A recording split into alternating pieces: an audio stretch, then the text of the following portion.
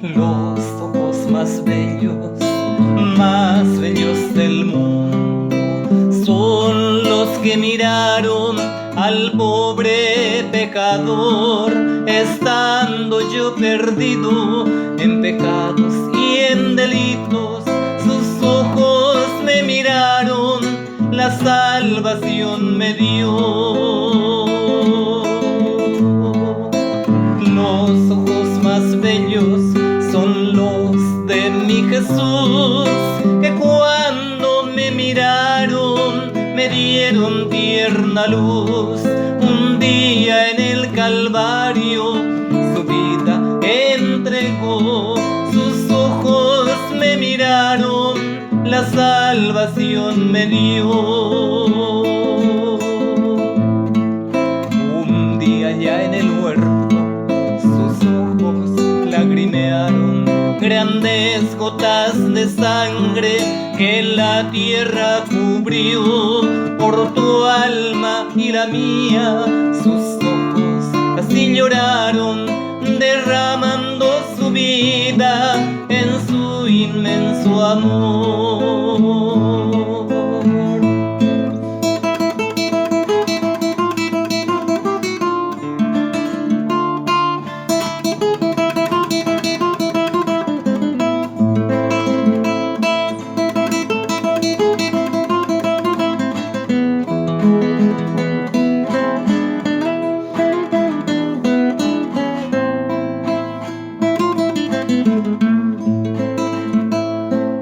Amigo que escuchas la voz de este llamado, ven a los pies de Cristo y salvación tendrás.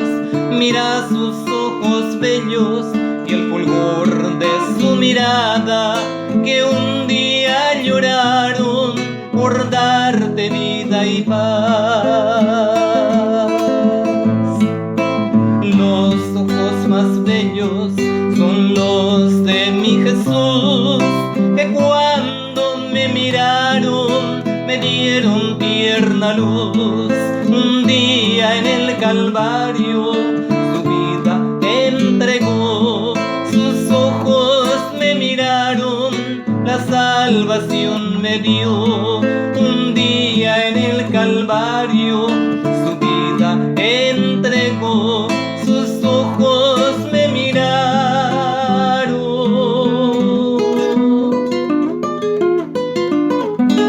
la salvación me dio.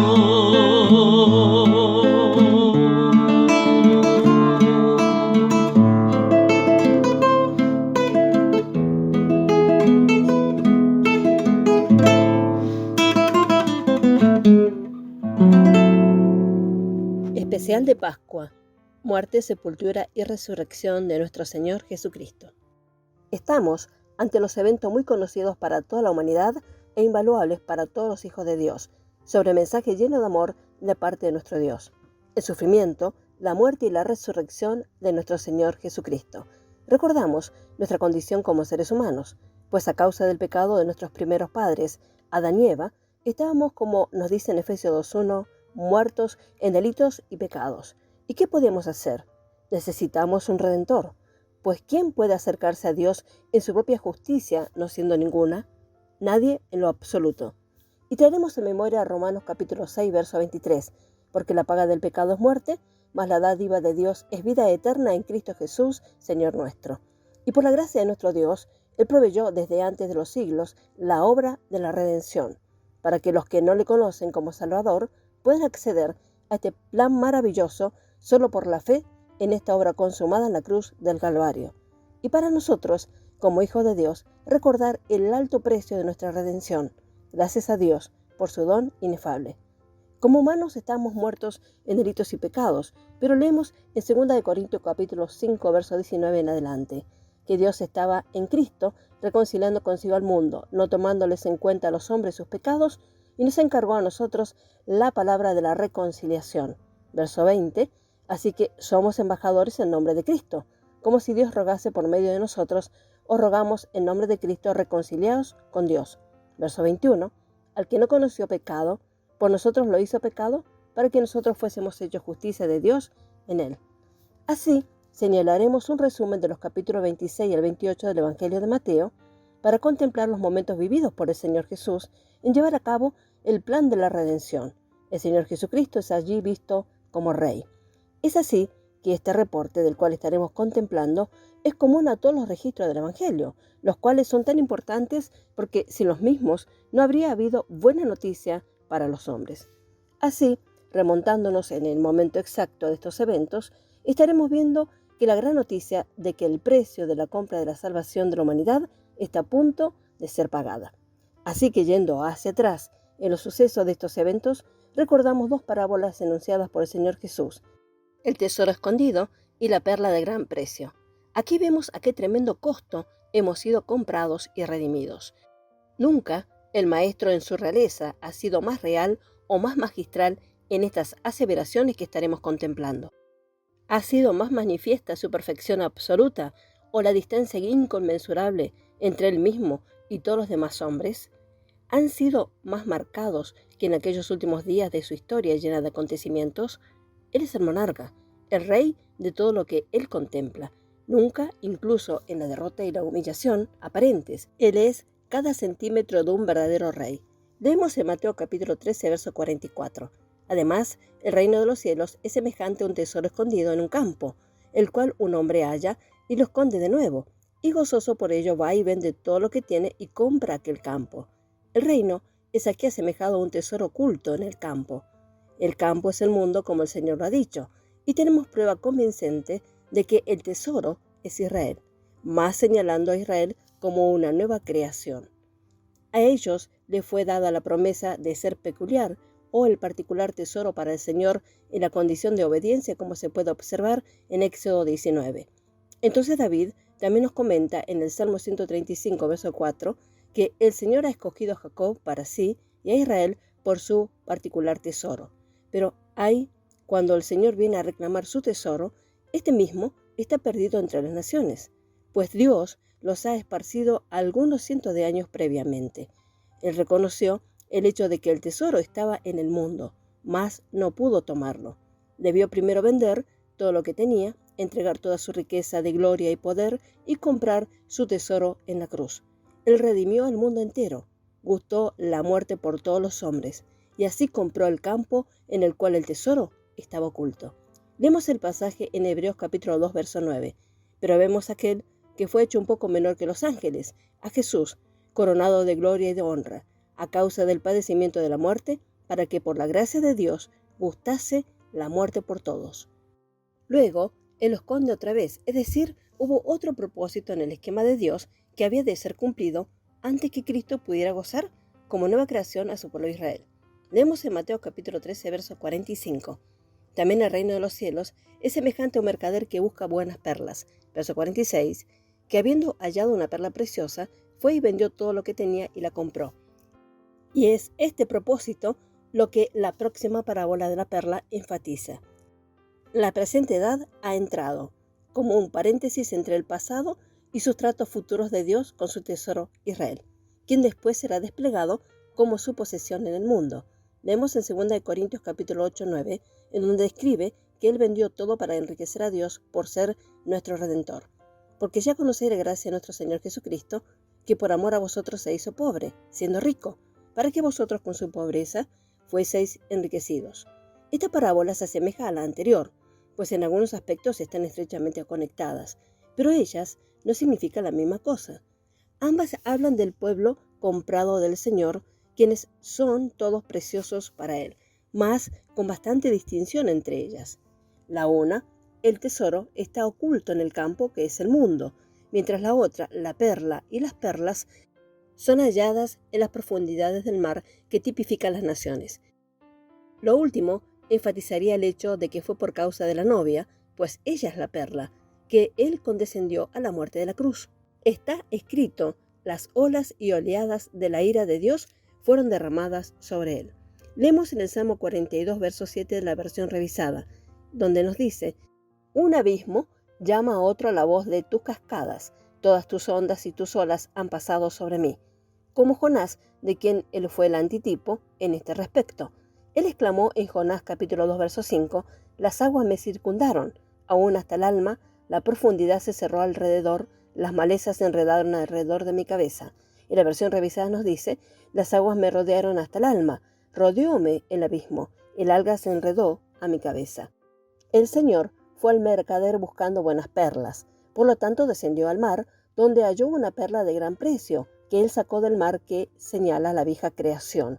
Note en esta parábola que el mar no es comprado para obtener las perlas, como el campo que fue comprado para obtener el tesoro, a causa de que la iglesia y la novia son joyas celestiales. Su herencia está en el cielo.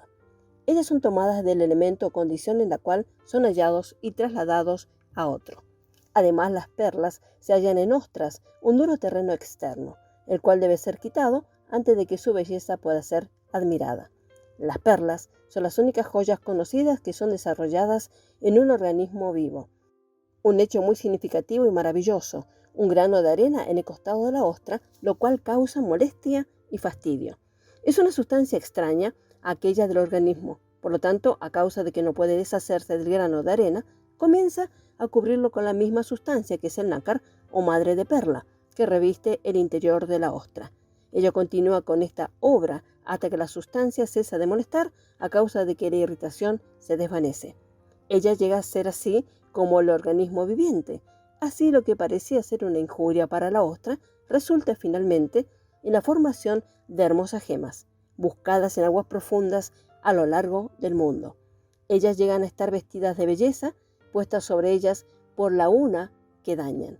Así como la iglesia se compuso de muchos miembros, los escogidos, objeto de favor divino, son vestidos con la gracia de Él a quien crucificaron. La hermosura de Cristo es puesta sobre lo menor de estos. Hay grados de hermosura y grados de valor entre las perlas, así como entre los santos. Las más raras son aquellas que son perfectamente simétricas, sin ninguna aspereza en ningún lugar. Un indicio del completamente redondeado carácter de Dios que Dios desea y debe tener en su iglesia, pero más especialmente en la novia. La perla de gran precio que se halla entre las muchas perlas que Él recoge del mar. Los gentiles en la Escritura son con frecuencia figurados por el mar.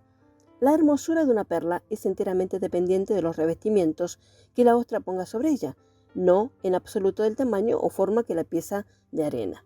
Por eso, al leer la parábola correctamente, aprendemos que la iglesia es dependiente del Cristo viviente para su hermosura. Él aplicará gracia tras gracia sobre cada parte de ese cuerpo, según cada uno le permitiera o le permite tener su camino, hasta que finalmente la hermosura de cada una es indescriptible. Él adornará todo en la iglesia con su propia gentileza, según como cada uno se rinda a Él. Pero ahora notaremos algunos puntos que son por lo general pasados por alto. La mayoría de los maestros de estas 7 parábolas de Mateo 13 aplican la perla a toda la iglesia, mas estamos forzosamente obligados a diferir un poco con ellos. Observe que el mercader descendió al mar buscando buenas perlas, no solo una perla. Cristo es el hombre en cuestión, el buscador de unas hermosas gemas. ¿Su ojo de águila halló solo una perla? No, él halló muchas perlas. Leemos en Apocalipsis 2 y 3 de 7 iglesias. Varias de estas compañías mencionadas permanecen hasta la venida del Señor. Ellas son Tiatira, Sardis, Filadelfia y Laodicea. Cada una de estas compañías es una perla. Ellas han sido reunidas de entre el mar, tipificado por los gentiles, pero difieren en hermosura y valor. Una de estas perlas es la perla de gran precio que ya es Filadelfia. Los santos de Esmirna serán parte de esta compañía, siendo del mismo valor. Su valor no puede ser computado en figuras. Ella es la más preciosa parte de la iglesia, la escogida del mercader. Será llevada por el buscador de perlas antes que las perlas de menor valor sean llevadas. En el día de recompensas, cuando todas las iglesias hayan sido reunidas en casa, la hermosura de la novia será manifestada como la más grande que las de las otras. Tendrá un lustre más celestial sobre sí a causa de que permitió al novio hermosearla. Ella será semejante a él y en su hermosura brillará. La gloria del sol estará sobre ella. La perla de gran precio eclipsará a las perlas. Israel tendrá su lugar como el tesoro en el mundo. Este es el Evangelio eterno que será predicado. No necesitamos envidiarle, tenemos la mejor parte como la perla de gran precio, que al igual que la parte de María no nos será quitada. El mercader debe pagar el precio de la perla, el Señor es aquel mercader que encontró esta valiosa perla. Pueden leer en Efesios capítulo 1, 7 y capítulo 5, verso 25. La iglesia gloriosa, como se ve en Efesios capítulo 5, verso 27 y 32, es la esposa. Aquellos que no creen en las filas, los grados de la resurrección, no pueden entender estas dos parábolas. Una esposa para su hijo fue el objetivo supremo de Dios en el plan de la redención. Él ha edificado Eva para Adán, de la costilla tomada de su cuerpo. Pueden leer en Génesis capítulo 2, verso 22. La fiesta de bodas será el evento más grande en el cielo. Pueden leer Apocalipsis 19, versos 7 al 9. Esta parábola corresponde a Filadelfia, que se ve en Apocalipsis capítulo 3, versos 7 al 13. Con estas instrucciones que hemos contemplado, nos situamos ahora en los eventos llevados a cabo para que este plan de la redención sea efectuado. Haremos una reseña de los capítulos 26 al 28 del Evangelio de Mateo, en donde veremos cómo fue llevado a cabo la obra de la redención desde la perspectiva de Mateo, uno de los 12 apóstoles del reino. Recomendamos leer completo los capítulos para tener una clara comprensión a medida que vamos relatando los eventos. Situémonos entonces en la escena y comencemos leyendo nuestro relato primeramente en capítulo 26 de Mateo, versículo 1, donde hallamos el complot para prender y matar a Jesús. Verso 1 nos dice: cuando hubo acabado Jesús todas estas parábolas, dijo a sus discípulos. Después del gran discurso sobre el Monte de los Olivos, vistos en los capítulos 24 y 25 de Mateo, con su contemplación de su reino venidero y su gloria concomitante, es decir, que acompaña una cosa o actúa junto a ella, se vuelve para considerar el sufrimiento y el dolor que debe preceder. Entonces, debe preparar y fortalecer a sus discípulos para la cruz que está justo delante de él. Leemos en Mateo capítulo 26, verso 2. Sabéis que dentro de 2 días se celebra la Pascua, y el Hijo del Hombre será entregado para ser crucificado. Él anuncia el tiempo exacto de su ofrenda, el cumplimiento del tipo en el tiempo de Dios, demostrado que Él también era el Maestro aquí. El tiempo no fue fijado por sus enemigos, sino que fue en la voluntad de su Padre y en su propio poder, aunque las palabras fueron la señal para que sus enemigos actuaran. Leemos acerca de su reunión, donde los principales sacerdotes y los ancianos deliberaron sobre cómo capturarlo y darle muerte. En su ceguera obstinada, deciden no invitarlo a la fiesta. Sin embargo, este es el mismo tiempo que él ya había señalado como su fin destinado. Esto es extraordinario, cuando vemos que nadie pudo tocar al Señor hasta que su hora señalada por su Padre haya llegado, en donde allí Él se entrega voluntariamente. Él es el Cordero preordenado antes de la fundación del mundo en la cámara del Consejo del Dios Trino. Por lo tanto, ¿para qué sirve su posterior consejo, excepto cuando esté de acuerdo con el consejo de Dios? La verdadera Pascua debe sufrir en la fiesta de Pascua. La sustancia debe reemplazar a la sombra, así como también su resurrección cayó el mismo día de la mecedura de la gavilla de las primicias, y el advenimiento del Espíritu Santo llegó el mismo día de la fiesta de Pentecostés. Todos los propósitos preconcebidos de Dios se cumplen a su debido tiempo y en el tiempo previsto. Continuamos la lectura cuando Jesús es ungido en Betania. Leemos los pasajes en Mateo capítulo 26, versos 6 en adelante. Estando Jesús en Betania, en casa de Simón el leproso. Verso 7. Vino a él una mujer con un vaso de alabastro de perfume de gran precio, y lo derramó sobre la cabeza de él, estando sentado a la mesa.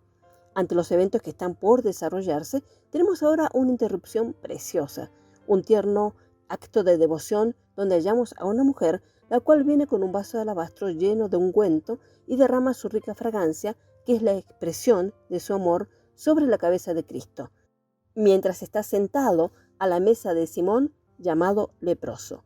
Este último enfatiza la condición de la casa de Israel, donde él ni siquiera era un huésped bienvenido, pero debía permanecer por un tiempo. Por lo tanto, el acto de devoción de la mujer no solo contrasta más fuerte y agudamente con la conducta de la nación, sino también una reprensión al egoísmo y la incredulidad de sus discípulos. Ellos murmuraron en su derroche, su desperdicio, como llamaban carnalmente a su regalo extravagante. Leemos en Mateo capítulo 26, verso 8. Al ver esto, los discípulos se enojaron, diciendo: ¿para qué este desperdicio? Verso 9. Porque esto podía haberse vendido a gran precio y haberse dado a los pobres. Verso 10. y entendiéndolo Jesús les dijo: ¿por qué molestáis a esta mujer? Pues ha hecho conmigo una buena obra. Verso 11: porque siempre tendréis pobres con vosotros, pero a mí no siempre me tendréis, siendo incitados en esta actitud, como se nos dice en otra parte por el traidor Judas en Juan capítulo 12, verso 4. Y dijo uno de sus discípulos, Judas Iscariote, hijo de Simón, el que le había de entregar. Veremos el perfil de Judas y su razonamiento ante los sucesos. Había vendido al Señor de la Gloria por el precio de un esclavo, y por solo la mitad del costo del ungüento exquisito.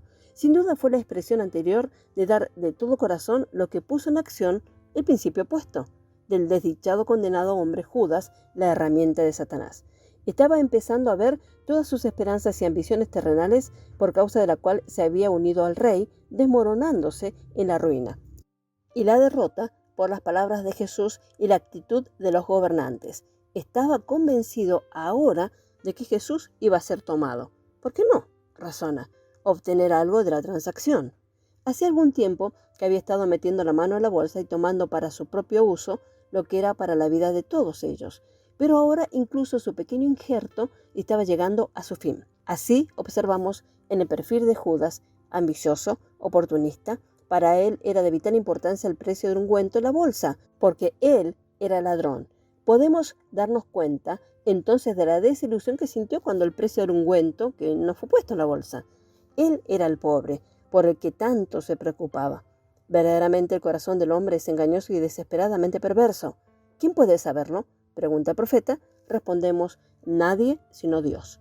Judas, más perspicaz que los verdaderos discípulos, vio que la causa del maestro estaba perdida. La enemistad de los líderes era demasiado evidente para ser mal interpretada. Sabía que debía llegar un final del cual Cristo les recordaba continuamente. Por lo tanto, decide hacer su escape de una causa arruinada y llevar consigo alguna compensación, como argumentaría por sus años de servicio. El precio de este hermoso y precioso ungüento bien podría ser codiciado por alguien tan egoísta, así que estalla abiertamente con su queja. ¿Para qué sirve este desperdicio? La mujer había venido a la casa con su vaso lleno de ungüento, con el propósito de derramarlo todo sobre el cuerpo de su Señor. Ella se dio cuenta del hecho de que su muerte era inevitable, y es más, entendió y comprendió su absoluta necesidad, que parecía estar oculto incluso para sus apóstoles más escogidos y selectos. El vaso de alabastro representó muy acertadamente el cuerpo del Señor, que pronto sería quebrantado. El ungüento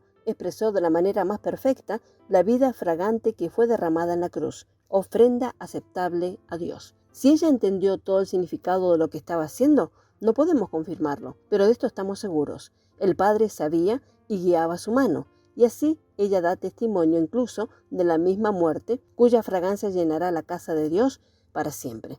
Leemos en Mateo 26, 12, que nos dice: porque al derramar este perfume sobre mi cuerpo, lo ha hecho a fin de prepararme para la sepultura. Ella ungió su cuerpo de antemano para su entierro, le oímos decir. Esto no era costumbre, pero asegura dulcemente su resurrección. Cuando después de su muerte, las otras mujeres vinieron a ungir el cuerpo del Señor con perfumes y especias, ya era demasiado tarde. Él ya había resucitado. Leemos en Marcos capítulo 16, versos 1, 2 y 6, y compararemos con esta situación. Cuando pasó el día de reposo, María Magdalena, María la madre de Jacobo y Salomé compraron especias aromáticas para ir a ungirle. El Señor reivindica abiertamente el acto de la mujer.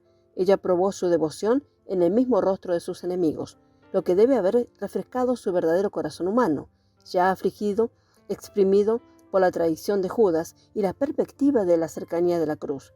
Ella manifestó su aprecio por su santo cuerpo inmaculado, muy por encima del de los demás. Por lo tanto, también el elogio de sus labios va mucho más allá que el de los demás.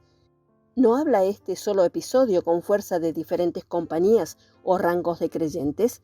¿No estaba esa mujer muy por delante de todos los demás en su amor personal por Jesús, así como en su comprensión de su propósito, aunque oficialmente era desconocida? El Señor la defiende públicamente a ella y a su acción e identifica a esta última con la predicación de la cruz.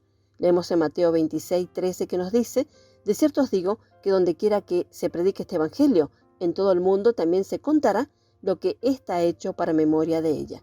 Agrega en otra parte en Marcos capítulo 14, verso 8, donde expresa perfectamente los actos de la esposa de Cristo. Esta ha hecho lo que podía, porque se ha anticipado a ungir mi cuerpo para la sepultura. Pero este gran amor y adoración hacia Cristo solo trae a la superficie el extremo opuesto en el corazón de Judas Iscariote, el traficante. Él claramente se gana el título de su apellido. Él será alabado o contratado, él será asalariado. Su conducta parece peor a modo de contraste, como insinuamos. Se dirige al sumo sacerdote y le pregunta: ¿qué me darás? Aquí está la pregunta que lo traiciona. Es la pregunta que nunca debemos hacer mientras estemos al servicio del Señor. Nosotros, siguiendo el ejemplo del Señor y de la mujer también, no preguntamos ¿qué obtengo?, sino ¿qué puedo dar? Seguimos el relato y vemos que Judas ofrece entregar a Jesús. Es así, él prepara la traición. Mateo 26:14 nos dice: entonces uno de los 12, que se llamaba Judas Iscariote, fue a los principales sacerdotes. Verso 15, y les dijo: ¿qué me queréis dar? Y yo os entregaré. Y ellos le asignaron 30 piezas de plata. Verso 16, y desde entonces buscaba oportunidad para entregarle. Judas acepta 30 piezas de plata para entregar a su señor en manos de principales sacerdotes, derramando así el desprecio sobre el maestro. Y aunque ellos no lo saben, todos ellos están cumpliendo la profecía. Estaba escrito que él iría por ese camino, y así están reconociendo la soberanía de Dios en su mismo rechazo de él. Seguimos el relato de la Pascua con los discípulos. Mateo capítulo 26, verso 17. El primer día de la fiesta de los panes sin levadura, vinieron los discípulos a Jesús diciéndole: ¿dónde queréis que preparemos para que comas la Pascua? Verso 18. Y él le dijo: id a la ciudad a cierto hombre y decidle: el maestro dice, mi tiempo está cerca. En tu casa celebraré la Pascua con mis discípulos. Se acerca la fiesta de la Pascua.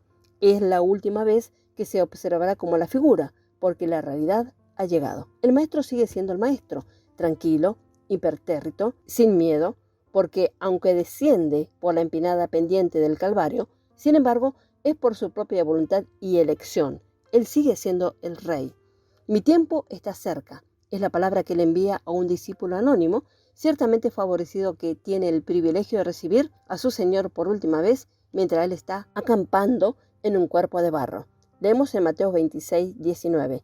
Y los discípulos hicieron como Jesús les mandó y prepararon la Pascua. Verso 20. Cuando llegó la noche, se sentó a la mesa con los 12. Verso 21. Y mientras comían, dijo: de cierto os digo que uno de vosotros me va a entregar. Verso 22.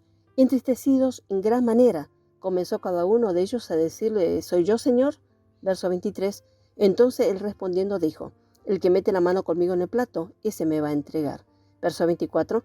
A la verdad del Hijo del Hombre va, según está escrito de él. Mas ay de aquel hombre por quien el Hijo del Hombre es entregado. Bueno le fuera a este hombre no haber nacido.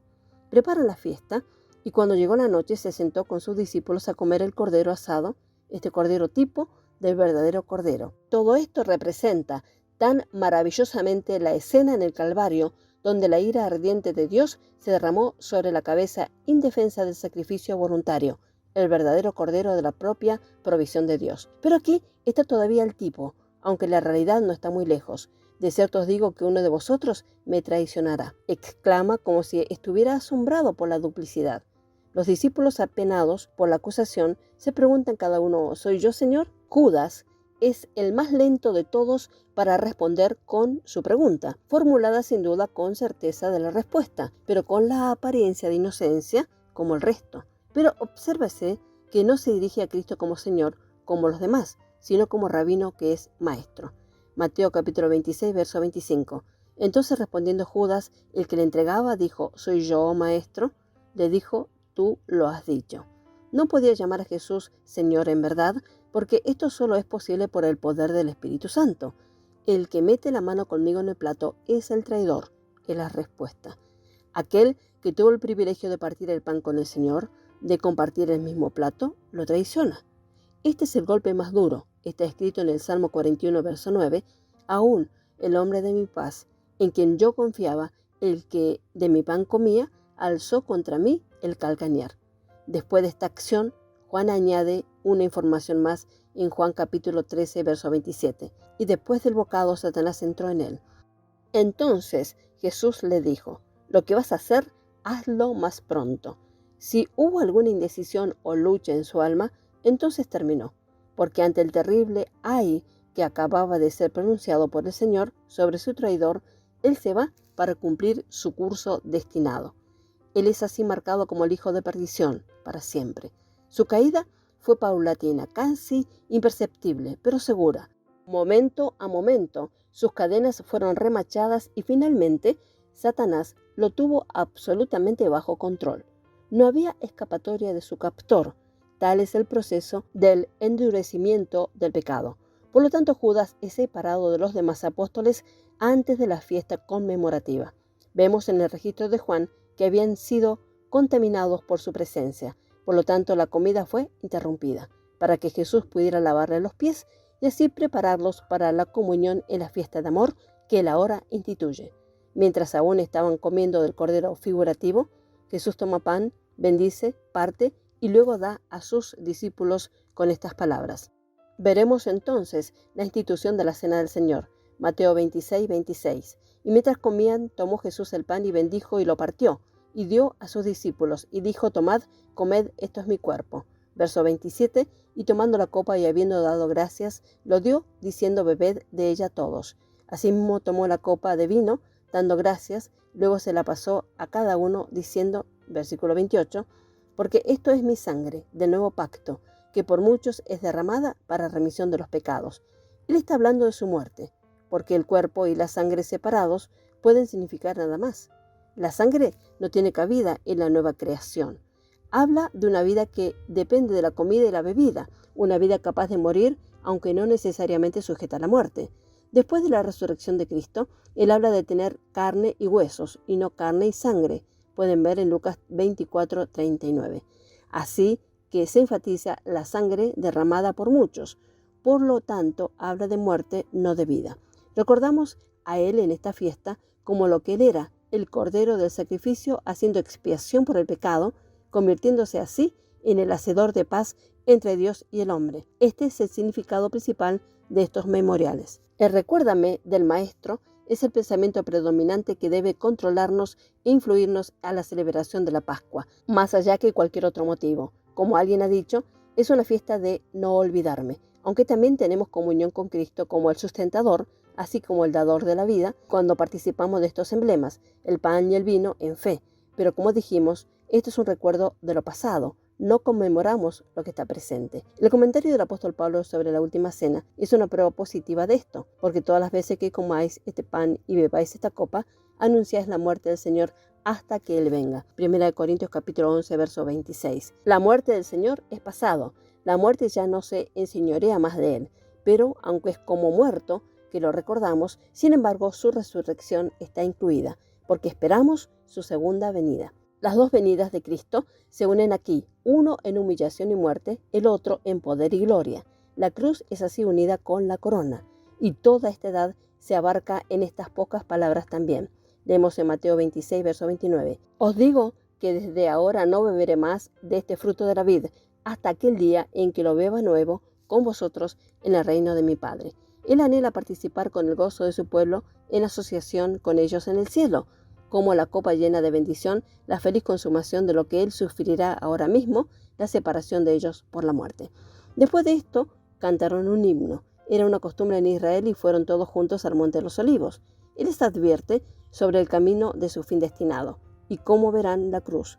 Todos ellos se escandalizarían a causa de él y serán esparcidos como ovejas sin pastor, pero aún esto es conforme a lo que está escrito. Como nos dice Zacarías capítulo 13, verso 7. Levántate, oh espada, contra el pastor, y contra el hombre compañero mío, dice Jehová de los ejércitos, y era el pastor, y serán dispersadas las ovejas, y haré volver mi mano contra los pequeñitos. Pero hay esperanza para ellos, como él lo dijo en el verso 32. Pero después que haya resucitado, iré delante de vosotros a Galilea. Después de su resurrección, entonces él iría delante de ellos a Galilea. Y este registro se cierra con el cumplimiento de esta promesa, pues Mateo, consecuente como siempre, pasa por alto la mayor parte de lo que sucede en Jerusalén. Vemos entonces Jesús predice también la negación de Pedro. Mateo capítulo 26, verso 30. Y cuando hubieron cantado el himno, salieron al monte de los olivos.